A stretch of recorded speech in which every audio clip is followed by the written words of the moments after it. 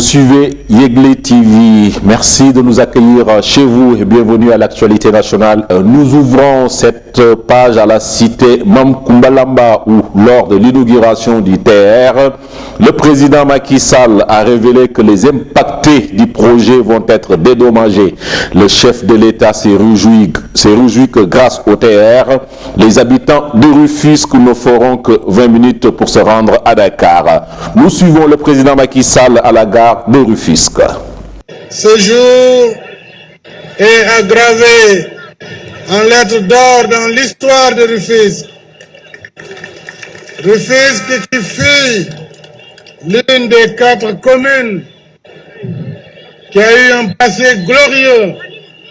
Et c'est ce passé que je veux restituer à Rufisque avec la modernisation de cette belle ville. Vous avez vu comment votre gare ancienne a été rénovée dans le cadre du train express régional. Je viens de la gare de Diamniadio. En 10 minutes, nous sommes là pour la démonstration.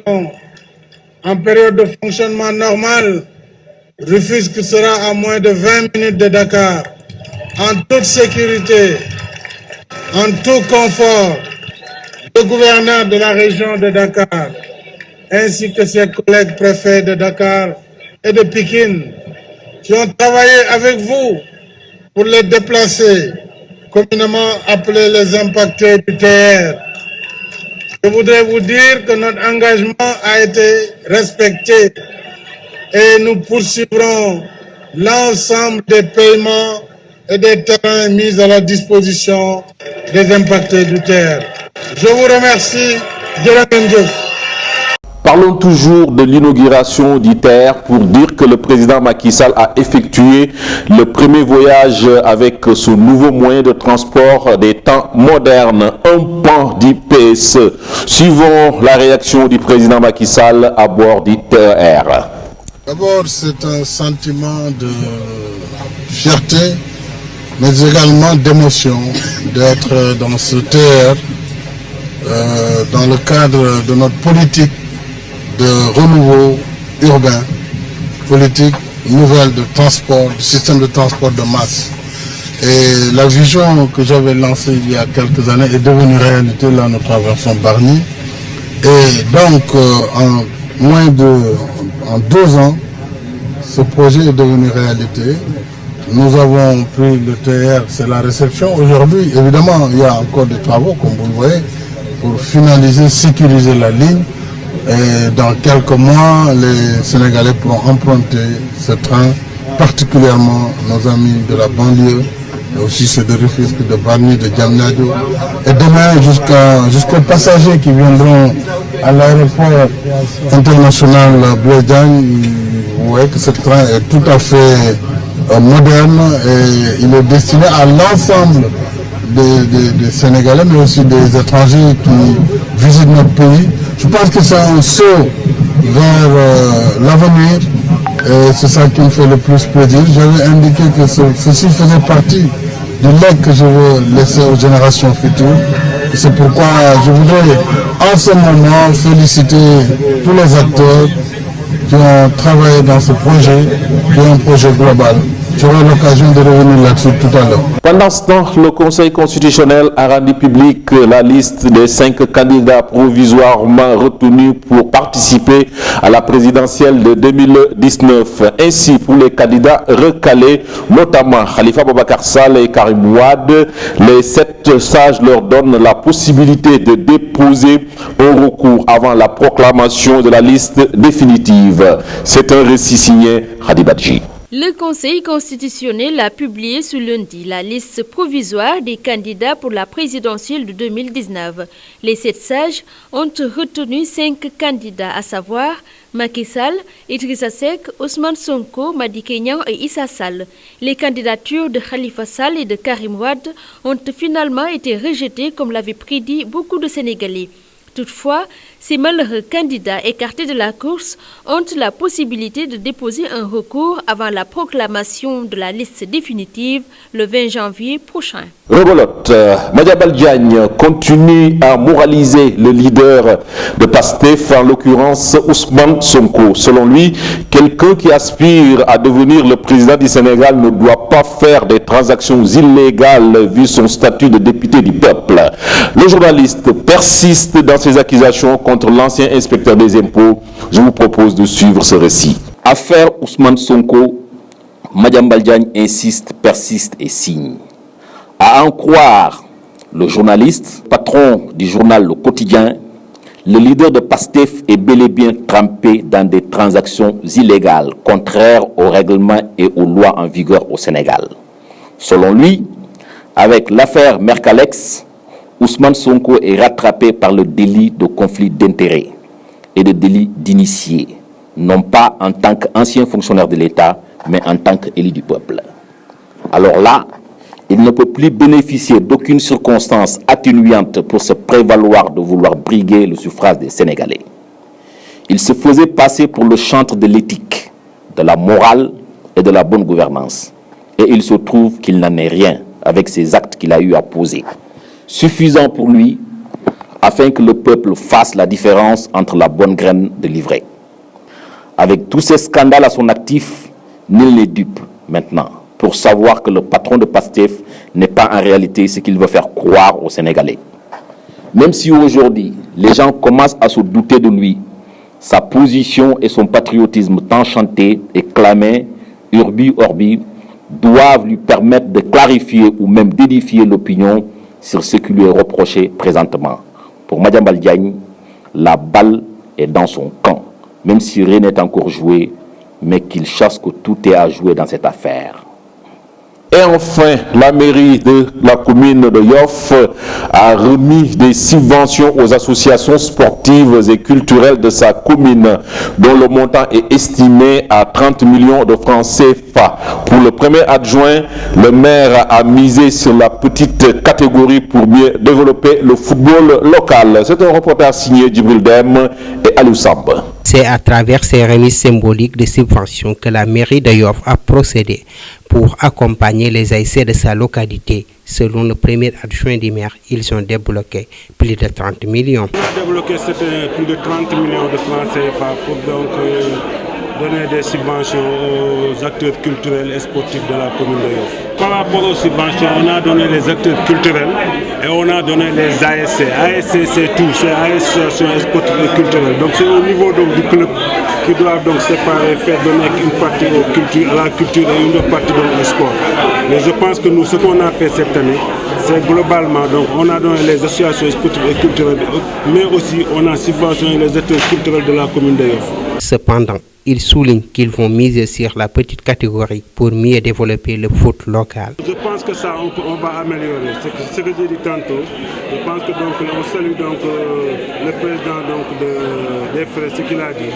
Je crois que donc, il faut aider la petite catégorie parce que donc, ce sont des jeunes, ce sont nos enfants. Il faut les aider pour qu'ils puissent donc, aller de l'avant. Je pense qu'au niveau de la commune, on va essayer de nous revoir et d'essayer d'augmenter cette subvention, Inch'Allah. Les AIC écrits, équipe de foot, troupe de théâtre et de Ndaourabine ont reçu des mains du premier adjoint du maire une subvention qui va leur permettre de mieux gérer leur saison, mais aussi briller dans le monde du sport et de la culture à Yoff. Merci de nous avoir suivis. Ça n'est tout pour cette édition. Excellente soirée.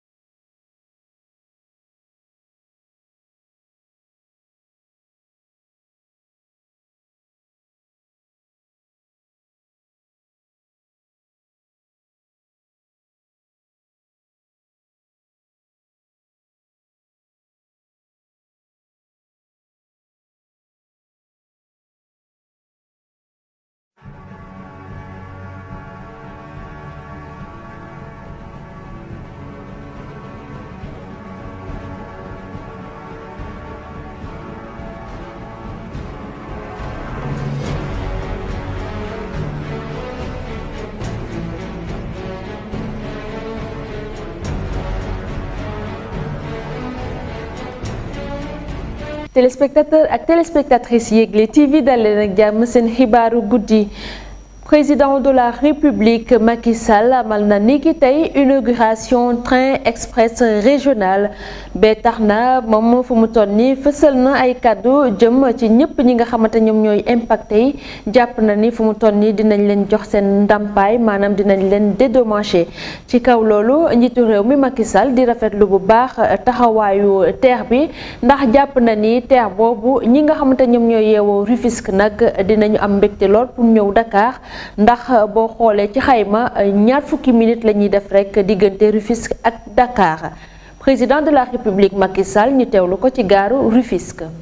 Ce jour est aggravé en lettres d'or. bés bi nekk na loo xam ne taarix lay doon ci Tëngéej ndax gox bi bokk na ci ñeenti communes yi nga xam ne dañoo am jaar-jaar bu rëy. gis ngeen ni nga xamee noonu la ñu moderniser maanaam gën a yeesalaat dëkk bi gis ngeen itam seen gaar bi woon bu njëkk ni ñu ko soppee lépp dem ci lii di train express régional bi ci fukki simili yegg si nañu fii ngir natt li nga xam ne mooy lii di train express régional bi ñuy dalloo tey diggante fii ak Ndakaaru gën gaa néew ñaar fukk ci simili yaa ngi fa boole kook kaaraange gu mat sëkk teg ci itam mucc na ay bakkane lool ma bëggoon yokk itam xamal leen yéen ñi nga xam ne yéen la ñu duppee les impactés maanaam muy ñi nga xam ne dañu leen déjjati ci bi ñuy liggéey lii di TER bi engagement bi nguur gi jëloon sàmmante na ak moom te itam dinañu wéy di teg suñu gët ci mbooleem li nga xam ne mooy payoor yi ñu leen war a jagleel dinañu ko topp ba yéen ñi ñu naan ay impacté ngeen kenn ku ci nekk la ñu warlook yow di nga ko jot ci anam ba mu waree te benn jafe-jafe du ci am maa ngi leen di sant bu baax di leen gërëm yéen askanu Tëngéej. Je vous remercie. jërëjëf. ba tey ci inauguration TER bi la ñuy desandi pour wax rek ne njiitu réew mi Macky Sall moom jot na def voyage bu njëkk foofee ca nouveau moyen de transport bi nga xamante ñu ngi ko dugal ca temps moderne ba tax na nag bokk na ci benn ci réalisation yi nga xamante ne moom moo jëm ci wàllu plan Sénégal émergent te soxal loolu njiitu réew mi Macky Sall njiitu réew mi Macky Sall ñu teewlu ko ci biir train bi di TER bi. D'abord, c'est un sentiment. waaw mbégte ak contentement lay am tey ñëw inauguré TER bi comme ni ngeen ko gisee li nekkoon na benn vision bi nga xam ne tey symbolisé nañ ko ndax ba ñu koy def ñu bari jàppoon nañu mënta ne waaye ci diirub ñaari at rek gis nga def nañ ko tey boo gisee terrain bi la tey mi ngi romb Bargny di romb fi nga xam ni moom mooy Rufisque tey fas yéene jëm biir Dakar waaye fii ak saa rek incha allah dinañu ko wéyal ba nga xam ni Sénégal yëpp nañ ci gis seen bopp ba ñi nga xam ne mën nañoo jógee tey Dakar fii di dem ba jam ñaajo te li ni mel mën na antu ba askan wi nga xam ne ñoo dëkk ci réew mi waaye ñi nga xam ni ñoo dëkk ci bitim réew gis ci seen bopp ndax li ni mel rek moo ñu soxal te ci politique de développement bi rek la ñu continuer di lancer li nga xam ne moom mooy sunu travaux ak sunu réalisation ndax naam ba ñu koy def ñu bëri yaakaaruñ ko waaye li ni mel nag macha allah gis ngeen ko yéen a ko gis te lu na fàng kenn du ko jeex kon donc damay sant ñi nga xam ne ñëpp dugal nañu seen loxo ci ni nga xam ne moom mooy travaux yi lépp ba nga xam ne lépp am nañ ci nañ ko bëggee woon te dinaa ci ñëwaat léegi sax bu ñu demee ba ci cérémonie bi incha allah ñoom ñëpp dinaa leen jagleel li nga xam ne moom mooy cant ak ngërëm ndax li ni mel jox nañ leen ko te respecté nañ ko ndax ba ñu toogee ne woon ni 20 janvier bëggoon nañ ko inauguré waaye tey la 14 ñu inauguré ko li ni mel dal na xel te dinañ leen sant gërëm leen ndax it liggéey nañu liggéey bu mucc ayib. En ce moment, félicite. ci politique la ñuy wax conseil constitutionnel moom nag fësal na ni ki tey juróomi candidat yi nga xamante ne ñoom la ñu tànn provisoirement pour ñu mën a bokk ci jongante élection présidentielle yu 2019 bu ñu xoolee ñi nga xamante ne ñoom ñooy candidat yi ñu recalé di Khalifa Babacar Sall ak Karim Wade ñoom 7 sages yi may nañ leen fii ba le 20 janvier incha allah ñu mën a dugal ab recours ngir xool ndax dinañu bokk ci jongante googule ñu teewlu récit bi. conseil constitutionnel fësal na ni ki tey liste provisoire candidat yu war a bokk ci jongante élection présidentielle yu 2019 juróom-ñaari sages yi tànn nañu 5 candidats moo di Macky Sall Idrissa Seck Ousmane Sonko Madické Niang ak Issa Sall candidature Khalifa Sall ak Karim Wade dañ kaa rejeté comme sénégalais yi bëri nuñ ko xalaatee woon ñi nga xamante ñoom ñooy candidat malheureux yi ñoom may nañ leen possibilité ñu déposer ab recours gan avant proclamation liste définitive bi nga xamante ne war nañ ko amal niki le 20 janvier bii di ñëw. Madiambal Diagne moom mi ngi wéy di yëkkati ay kàddu jëmale ci njiitalu leader Pastef Ousmane Sonko ci kaw loolu moom jàpp na ni Ousmane Sonko jamono ji ñi ngi koy dégg ci ab njuñ njaag te jàpp na ni li ni mel rafetul ci ki nga xamante ni yaa ngi bëgg yuutu boppu Sénégal ci kaw loolu moom mi ngi wéyal accusation yooyu yokku si ni fu mu toll ni lii di Ousmane Sonko taxawaayam rafetlu ko benn yoon ñu teewlu récit bi nga xamante ne moom la ñu Abdoulaye Timéra defaral.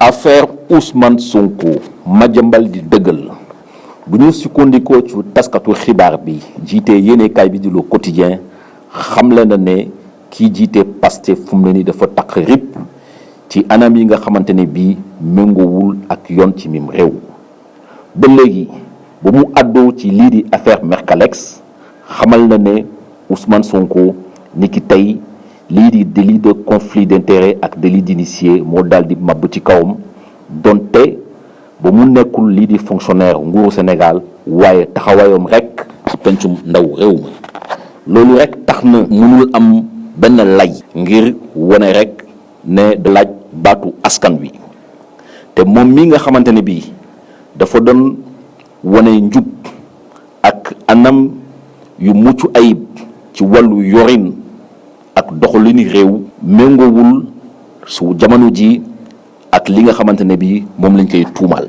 loolu rek war na tax ba askan wi ci boppam daal di xippi bëtam xool ngir mu mën a ràññee lu baax safaanu ak yi leen njombee yi nga xamante ne bii tuumal nañ ko ndax kii jiite Pastef lu mu doon woon sénégalais yi ak lu am safaanoonu bu baax a baax kon fu mu ne nii nit ñi seen xel commencé na teey waaye moom taxawaay bu mu jël ak bëgg réew lu muy woote bu dee mu ngi ci moom war naa mën a gindi askan wi fu mu ne nii bu ñu sukkandikoo ba léegi kii di Madiambal Diagne di xam ne même bu dee yëf yi jeexagul waaye dafa mel ni dafay door te ci loolu ñëpp a ngi ne tekk di déglu kii jiite Pastef te nekk candidat ci élection présidentielle yi ñu dëgmal di Ousmane Sonko li ci kanam raw li gët.